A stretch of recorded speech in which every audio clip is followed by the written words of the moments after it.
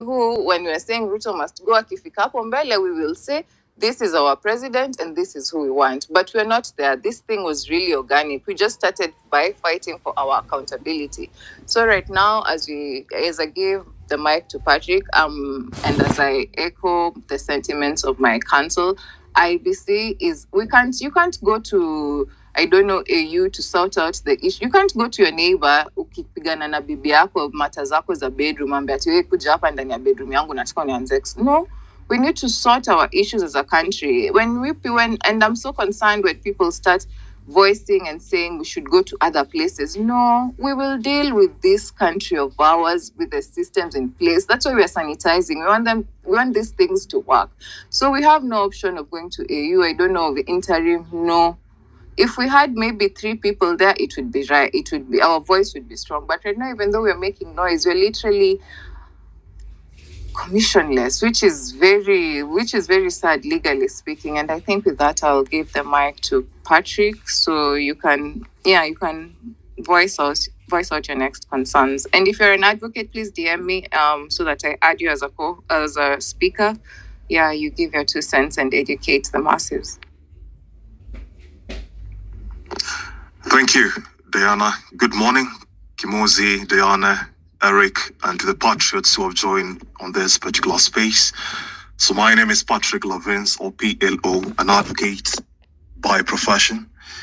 So I'd like to title my presentation as follows: to recall or not to recall, an assessment of constitutional legitimacy against political legitimacy in light of a defunct IEBC, a case for Kenya. So what I would highlight in that particular title are as follows. 1, the bills or the legislative proposals currently that we have, in Parliament. 2, the select panel for the constitution of IEBC. 3, IEBC, the commission now, as an apex policy-making organ. And then lastly, I will talk about, by-elections and perhaps the possibility or lack thereof of the same. So before I begin my presentation, I'd like to say that anyone who has ever read history, not just read history, but understood history, will never, ever trust politicians. So that is the bottom line of how things are unfolding in the political and governance space. Nothing happens, by chance. Everything is by design. It was meant to happen the way, it's happening. So first things first.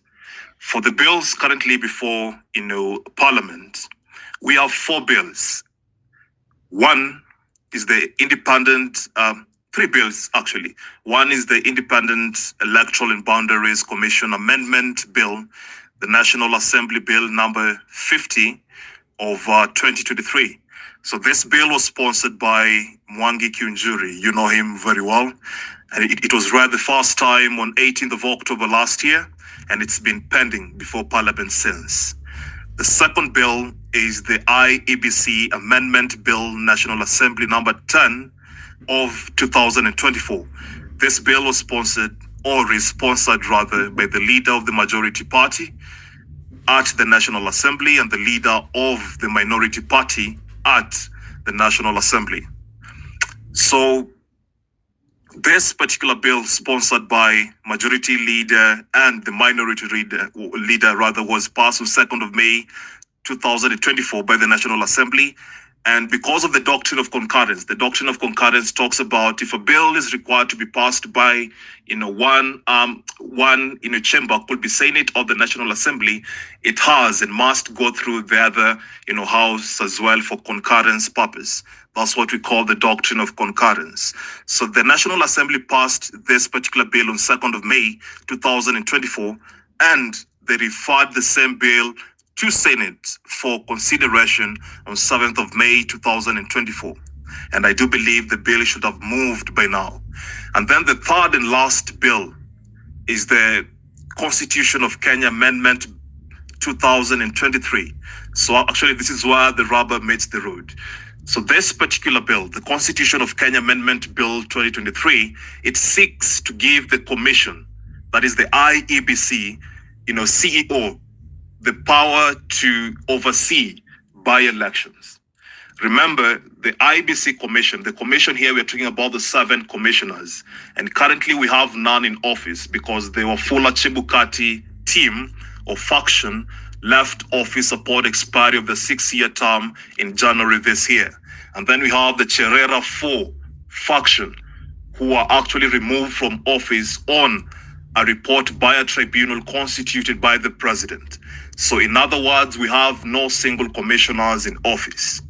So this is the gist, that the commissioners now, they're the people overseeing all these elections, be it by-election or the general election. So what this means is this particular bill, the Constitution of Kenya Amendment Bill 2023, seeks to cure that particular quote-unquote, void or lacuna, as those in the legal sphere will term, to give Marjan Hussein Marjan, the CEO of IEBC, the power to oversee by-elections. So for me, that is a red flag. Why? I will take you back to Banisa constituency. They have never had a member of parliament, since March 2023, after they lost their representative, because he died, that's it. So they've never had a member of parliament represent that particular constituency.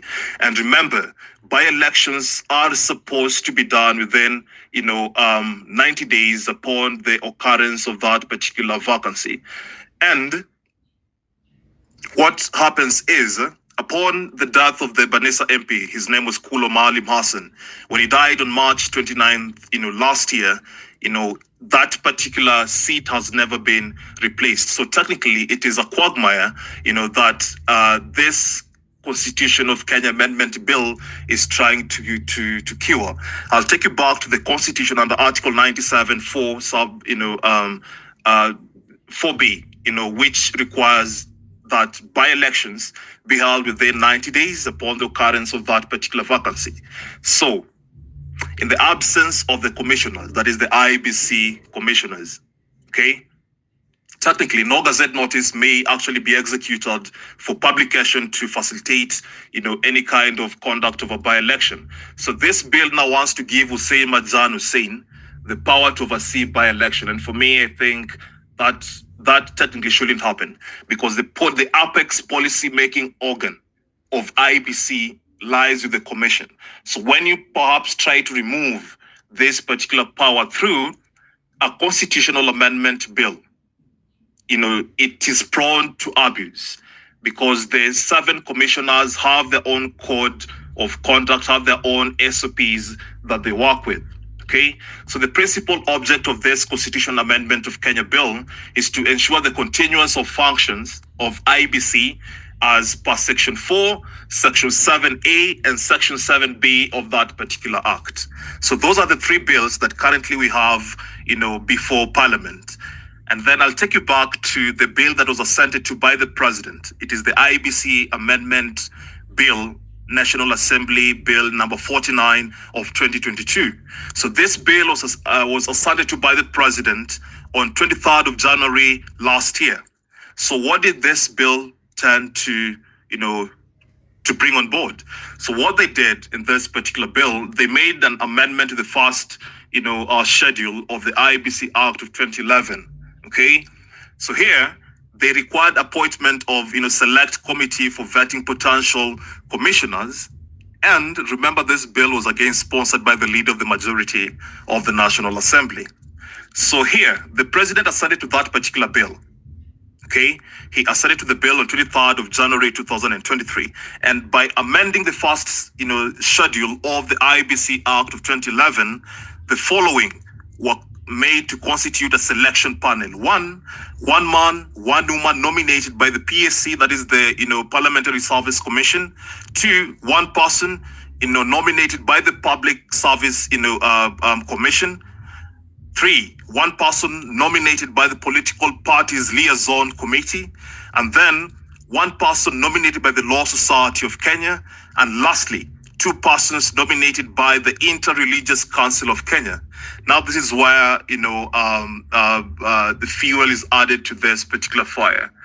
So this selection, panel, their work didn't see the light of the day. That's why we are having all this back and forth, with the constitution of IEBC. Why? There are other voices, dissenting voices, from the opposition wing, from the CSOs, from other stakeholders that, saw it fit to declare that the selection panel was not adequately constituted. Okay? Now, this is where the Opiyo Wandayi and Kimani Ichung'wah bill, which currently subsist in the National Assembly, went ahead to cure. So what the Opiyo Wandayi and Kimani Ichung'wah bill, what that bill did, you see this particular act, the IEBC Amendment Act of 2023 that was signed into law on 23rd of January 2023, the selection panel, as it then was, we only had 7 members. So the Opiyo Wandayi and Kimani Ichung'wah bill increased that number to 9. So the 2 extra vacancy, to whom will they belong? And why shouldn't we grab those 2 particular extra seats to have a voice on the table? Because if we have all these representatives already, incorporated in this particular selection panel, then the 2 extra slots upon enactment of that particular bill into law, then we will have 9 members of the selection panel. Okay, so that is all with the bills. And then the other issue is on why should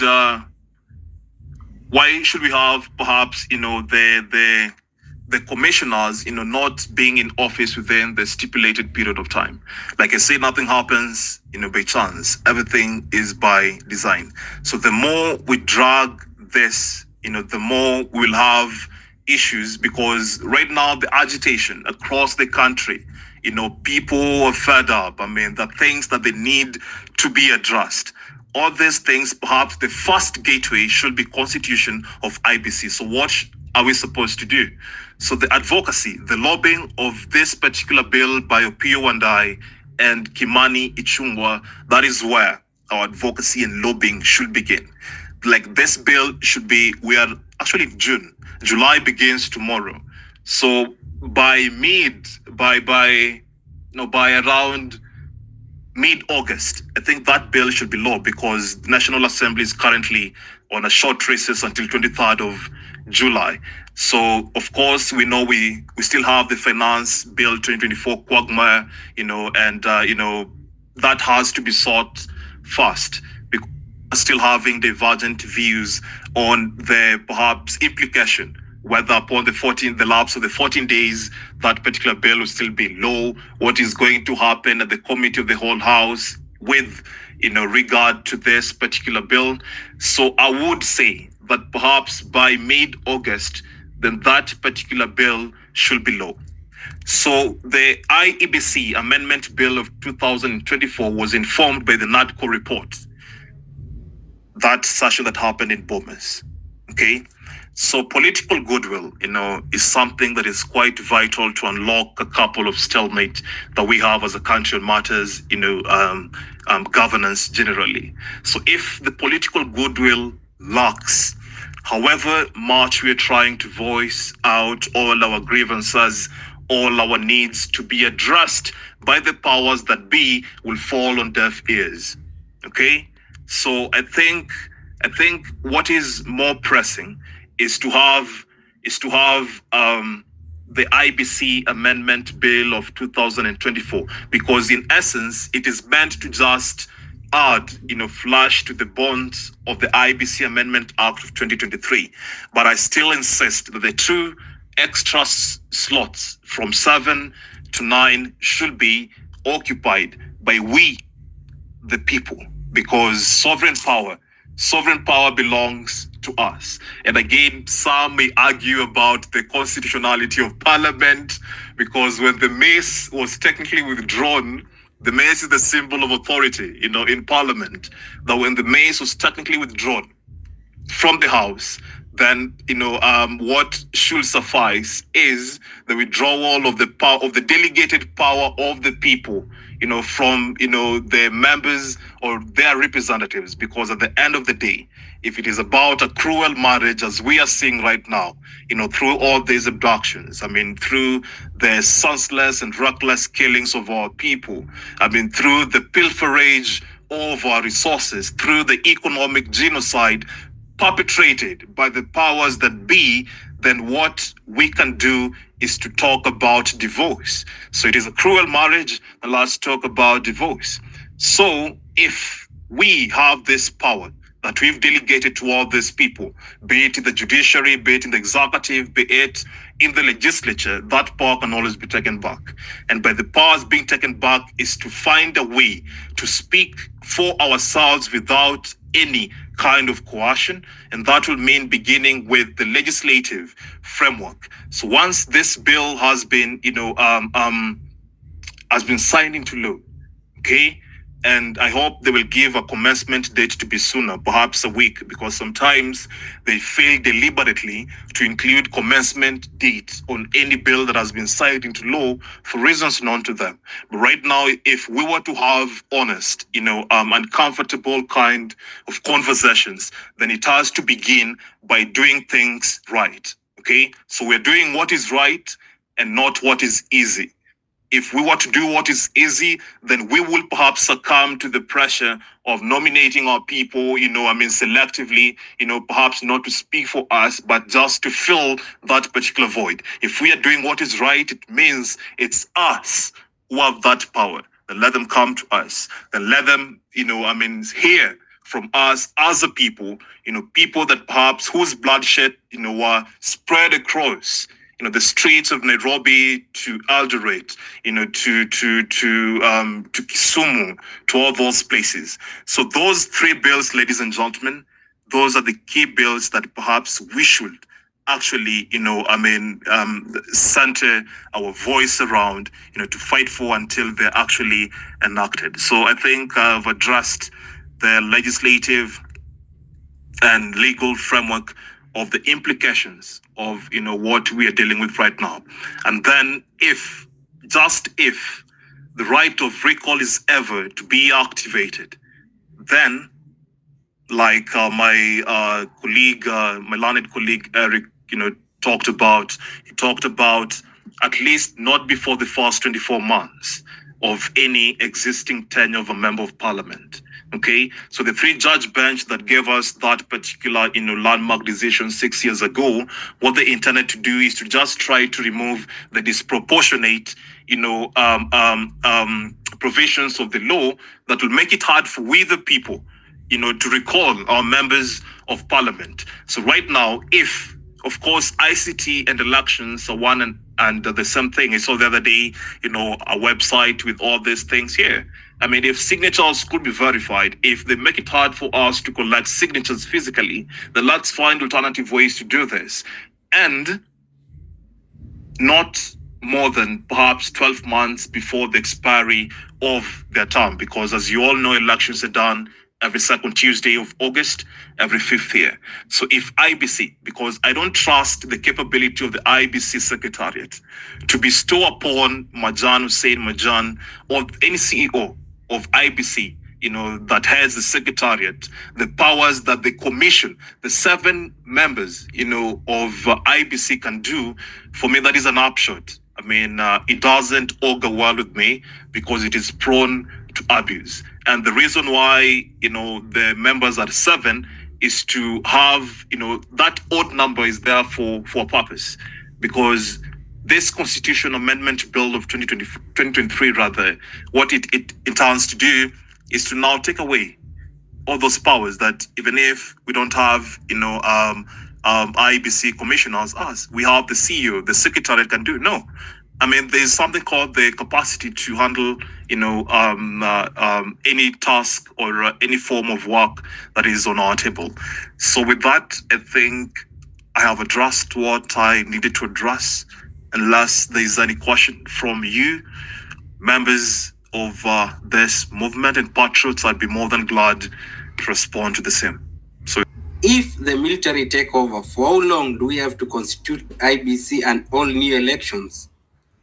I read somewhere 3 months, but I am not sure about it. Maybe you can clarify. Another one, does it mean that IBC cannot be constituted in the next 30 days? Because we were so concerned about the momentum of the movement, because as we know, Ruto can derail these movements using time. He can use the Russia and the Germany scenario in the world where he knows how to use time for his advantage, because the NADCO report has actually derailed for a whole year, and most of the people were concerned about this issue. So does it mean that IBC cannot be constituted the next, like if the parliament comes back after the recess, can it not be the first order of the house to reconstitute the IBC? That's another question. And one last one, do we need any percentage the former IBC, or can be sent all packing home? So I hope all you have taken one or two questions, then maybe you can help me answer. Anyone can go ahead, kindly. Kimuzi, can you hear me? Yeah, we can hear you. So I'll tackle three questions, and then my colleagues perhaps will tackle the rest. I was just taking notes.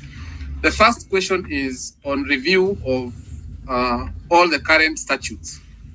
And yes, this is a very good initiative, because for a long time, when the citizens and especially the young people have not really been concerned with what has been going on, Parliament has been passing anti-citizen laws. Sometimes it's because of a brown envelope, sometimes it's because of their own selfish interest. And yes, with a framework, we can constitute a committee to review all these existing statutes, all these existing laws, and then initiate a bill or several bills to repeal all anti-citizen laws, or all laws that are oppressive to the people, and especially the ones that oppress the people while conferring benefits to the politicians. So that one is completely possible, but there has to be a structured way of doing it. And it is possible because Parliament is not bound. It can make and repeal laws. So that is good. Number two, I will just talk about the military question. And the question of the military taking over presents only one danger. It is not anticipated in our constitution that at any point the military takes over. And it might sound like a good idea on paper, but the problem is, once we get there, we have stepped outside of the constitution. And when you step outside of the constitution, there's no telling how far out of the constitution we will go. We may have military taking over, and then they decide they don't ever want to give power back to the civilians. What happens now? So that is why I think my colleagues will agree with me that even as we agitate for these demands to be met, we need to do it within the constitution, within the mechanisms that our constitution allows. The question on illiterate MPs, there was such a law which required, I think, members of parliament to have at least a degree. And the law was declared unconstitutional by the court because, as they say, democracy is the worst form of government, but there's no better form of government discovered yet. The rationale for the court to declare that provision unconstitutional was the people choose their representatives. So, nyinyi ndio mnapiga kura. If you want to elect an illiterate person, it is up to you. If you want to elect a PhD holder, it is up to you. But every person retains the right, of course, as they meet the minimum qualifications as to age, soundness of mind, and all that. And by the way, the minimum qualification to be a member of parliament is just have to be 18 years old a registered voter, a citizen of Kenya. And the reason why the court declared that requirement for a degree to be unconstitutional is because it was undemocratic, or it was limiting the democracy. You have the right to choose. So at some point, citizens also need to take responsibility for the choices. While there are people who elected Oscar Sudi to parliament, there are people who elected Otiende Amolo. There are people who elected PhD holders. There are people who elected professors of law or other distinguished careers. So it is also the responsibility of citizens to make sure that you elect the people that you would want to lead you, to look at those qualifications. We need to go down there to our homes, educate our people, educate our parents, educate our grandparents, so that they do not sell their votes for a handout of 50 shillings, 100 shillings, the way it happens. And I think this is a really, really good opportunity. And then finally, the question on whether we should have any percentage of the former IEBC. In terms of the commission, the entire commission is gone. So we will get a new commission, that is new commissioners. The chairman and the 6 commissioners will all be new. And then the secretariat, there is usually a rationale for requiring the secretariat and the commission to have at least separate or different terms, so that when one is gone, there is some continuity, there is some institutional continuity when another one comes in. It's usually done like that, even in the corporate world, for good corporate governance, to ensure that at least the people who come in, they don't all come in as green people who have no idea what's happening. There's at least someone to tell people that this is the work we have been doing, this is how we have been doing it, and these are the plans that we have moving forward. So if you're asking about the commission, the commissioners, they are all gone and we get new one. But if it's about the secretariat, the employees of the commission, that's another story altogether. But I think the most important is the commissioners, because like my friend PLO said, my learned friend said, that is the highest policy and decision-making organ of the IEBC. I'm done. Thank you.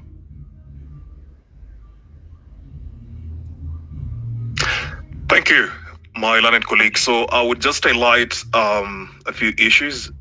I think you've covered the broad spectrum of the same. So what I'd like to talk about, the legitimacy of the mace. So the mace technically is the symbol of authority, for the National Assembly and even the Senate, and even the county assembly, the 47 county assemblies across, the country. The other day, I saw the Nairobi County Assembly. They had wanted to purchase a 18-carat gold mace for about 30 million shillings. So you can see how much taxpayers' money is being misused. But nonetheless, the mace is technically an essential part of what we call a parliamentary regalia. Okay, because it gives the legality of those proceedings taking place, be it at the county assembly or the National Assembly or even the Senate. It gives it the much needed credence and much needed legality of those particular proceedings. So the question is, upon withdrawal of that mace, because for me it was quite symbolic when I saw a patriot, because that's how I will term that brave and courageous man who carried that particular mace, upon the withdrawal of that particular mace. And mark you, the proceedings were still ongoing. At that time, actually, when patriots got into parliament, the National Assembly, for you to know how much impunity we are dealing with, the National Assembly was actually debating the appropriations bill that was just signed into law the other day by the president. Should be yesterday or the other day. So what happens is the withdrawal of that particular mace, it was symbolic in that it was a withdrawal of delegated power to the National Assembly. So by that, in Kenya, actually, Boniface Mwangi once said that other countries have mafias, but in Kenya, the mafias have a country. That's a very bold statement, quite, riveting, and what essentially that means, that in as much as we don't have strong, and working institutional foundations, then that means our institutions will forever be weak. Because the moment that mace would have been withdrawn, then Parliament should actually be dissolved. And Parliament should be dissolved now on two bases. One, by failing, perhaps to represent, because the powers of the legislature is to, oversight, to represent, and to make laws. Technically, that's a tripartite, power that the Constitution espouses on the powers of the legislature.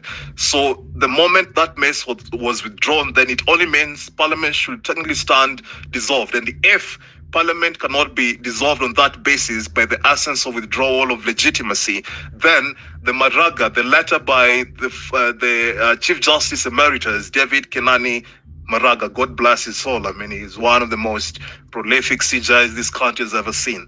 The letter to Parliament, but then we had the current, Attorney General, who was the Speaker, J.B. Muturi. So Maraga wrote to Parliament to have it dissolved on the basis that it failed to meet the 2000, requirement. But that didn't happen. So it is blatant impunity. I don't know what will take for Parliament to be dissolved if they have failed all these, threshold that we are talking about. So for me, yes, the legality and the credence given to any parliamentary proceedings without a mace technically should be rendered what we call odious. It shouldn't be there. The proceedings should not even take place. But the fact that the debate still went on even during the approval of the motion to deploy our men and women in uniform, from the Patrick, barracks. Can I engage you for a minute? If they say that the mace that was taken is not the original mace, how do you, moving forward, what do you say, having in mind that fact that they said what was taken was not the original mace? So you see right now, Nile, hearsay, they're treating it as hearsay. They want to dismiss it from the view of the common citizens. Can you also shed light on that? Thanks, Diana. Well, for me, the authenticity or lack thereof of the mace, whether it was original or whether it was just a replica, for me that is irrelevant and immaterial. What matters is it was taken from the House of Parliament. So that is where the debate should actually be centered around. So at the end of the day, as long as it was taken within the precincts of Parliament and inside the chambers, then that is what we should be working with. And at the end of the day, that only means that we, the people, withdrew our delegated power because they have been misusing, they have been abusing, they have been defiling, our own delegated power, all this long. But at the end of the day, I kept on asking myself, have Kenyans ever been angry? Not on the basis of representation, but on the basis of the economic genocide meted on its people. When someone, deep in the urban poor settlements of Kibera, of, Dandora, all those places cannot afford a meal a day, while someone else is, chest thumping, on this particular Twitter streets or X street, that they can do whatever they want with our money, with our resources. For me, that is where the imbalance starts. Because at the end of the day, we are the people, paying these people to do work, but they fail to do that particular work. So when you take that power, because you're constitutionally allowed to take back the power that we have been donating to all these people, not just directly through elections every second Tuesday of August, every fifth year, but equally indirectly through, the magistrates, the judiciary, some of whom are actually corrupt and they derail our own fight for justice. And the executive, we have an inflated, executive. The other day, the president who, through the chief of staff and head of public service, issued a circular yesterday to call for, a dialogue, quote unquote, a dialogue, when in real sense, he signed into law the National Government Administration Laws Amendment Act of 2024, which came into effect, folks, on 27th of May this particular year. Do you know what that act intends to do? It gives authority for the president to appoint the CASs. Okay, so what kind of conversation are we having when you are assenting into law such an act that is meant to have an inflated way? Conversation we should be having, because right now, or at least, or that circular sent to to media and even to us, one particular agenda was on the national debt burden. I mean, a month or so ago at the Bomas of Kenya, we had the National Wage Bill Conference, okay, which the president and his members of cabinet and even his other state appointees, they attended. The forum was organized by the SOC, the Salaries and Review Commission, because what we are doing is we are borrowing more to fund our recurrent expenditure. So that only means our national burden would actually inflate. So what conversation are we having? When the report on that particular wage bill conference has never been actioned, the other agenda that I saw on that particular circular for dialogue was anti-corruption measures. I'll take you back to 2019 at the same Bomas of Kenya. Here, actually, the Multi-Sectoral Initiative Against Corruption, MCAC, which then, a deputy president, the current president, was in attendance. And the MCAC report had different recommendations by different stakeholders. What will the government do to curb corruption? What will the private sector do to curb corruption? What will the civil societies do to curb corruption? What will the church do to curb corruption? That was 5 years ago. That report has never been actioned. So why would we talk about constituting another task force? Why would you talk about constituting another multi-sectoral? Because they are very, fancy terms. But at the end of the day, the goodwill, the intent of those particular proceedings or the meetings that are always had are never actioned. Because there's no way you tell me we have a couple of reports. So that is where we need to begin the conversation on. And then to answer the question on the enactment of these bills upon from enacting, actually our guns should be focused on the Senate, because the National Assembly already passed the IEBC Amendment Bill 2034. Because of the doctrine of concurrence, they have to take it back to the Senate. So the Senate is where our guns should be focused on. And there is nothing that is stopping them from enacting this bill in 2 weeks. Nothing is stopping them. And once they have enacted the bill, then the Speaker of the Senate will send it to the National Assembly. Because what normally happens is the house upon which a bill originates, here in this particular context and instance, is the National Assembly. So that bill originated from the National Assembly. But because of the duality concept of the bicameral, concept or doctrine of parliamentary proceedings, then Parliament has the National Assembly also take it back to the Senate. So once the Senate enacts this bill, this IEBC Amendment Bill, they have to take it back. The Speaker, Kingi, has to take it to Speaker Wetangula. Then the National Assembly will look at this bill and see if the Senate actually made any amendments. Okay, so once they are satisfied that the bill can proceed, and the Speaker of the National Assembly will forward it to the President. Okay, for assent. Within 7 days, again, now it takes us back to Article 115, and clause 6 of a fraction of time if the president doesn't sign, or if he doesn't again write a memorandum back to Parliament, all those legalities. So our advocacy, our lobbying should be on the Senate, all these pressing bills. But for me, I know one thing: that once IEBC is constituted, I tell you, it will unlock a lot of deadlocks that we are currently experiencing, and which is holding this country hostage, because nothing is moving in terms of representative democracy, because it breaks my heart that the people of Banisa constituency doesn't have a member of parliament upon the demise of the previous occupant of that office. For me, that is infringement of their own right, Article 38. I mean, it is infringement of their own right of representation, because the High Court, again, which held that IEBC should be constituted within 90 days. I mean, that has never happened, and this back and forth, the NADCO report, people have their own personal interest. I mean, you don't want to action that, and I tell you, when the NADCO report was tabled in Parliament, it stalled. It has been gathering dust all along. Then it begs the question: taxpayers' money was used to constitute all these proceedings. So why wouldn't you action this report? I've never understood.